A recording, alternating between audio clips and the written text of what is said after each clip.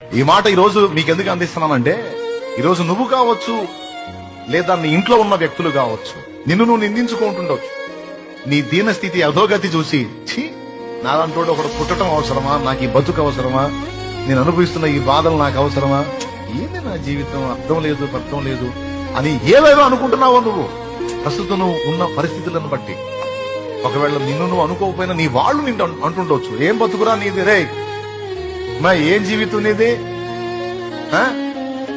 మంచి మంచి వాళ్ళు చేస్తున్నారు, నువ్వు చావట్లేదు, ఎందుకమ్మా నీలాంటిది బతకడం, సావే ప్రశాంతంగా ఉంటది మాకు అంటుండొచ్చు.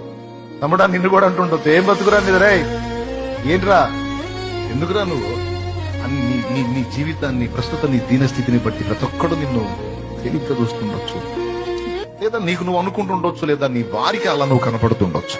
నేను చెప్తున్నాను నా తమ్ముడా, నీ భవిష్యత్తును దేవుడు ఎలా డిజైన్ చేశాడో, నీ చరిత్ర ఏ మలుపు తిప్పబోతున్నాడో ప్రస్తుతం నీకు అర్థం కాకపోవచ్చు. ముందు రోజుల్లో ఒకటొకటిగా నీకు అర్థమైంది.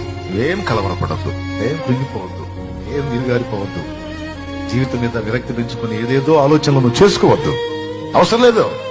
ఒక్కటి నువ్వు చేయాల్సిందే, ఒక్కటి నీ స్థితిని గుర్తుపట్టి నీ దగ్గరకు వచ్చి నేను విమోచించిన ప్రభు వైపు చూడు. ఆయన వైపు చూస్తూ నువ్వు నడువు. Next time